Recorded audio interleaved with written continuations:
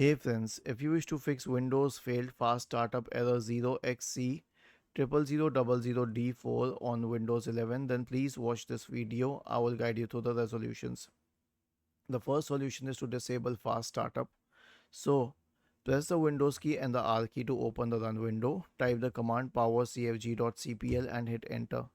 Now click on choose what the power buttons do on the list on the left hand side. Click on change settings that are currently available, and if you see the option for fast startup here, then uncheck it. Okay, this is the main thing. The next solution is an SFC scan. Search for command prompt in the Windows search bar and click on run as administrator. Type the command sfc /scan now and hit enter to invoke the SFC scan.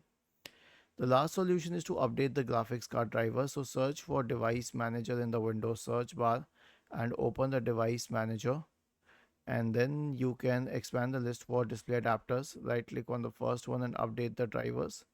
Right click on the second one and update the drivers. Was this helpful? If yes, then please subscribe to the channel.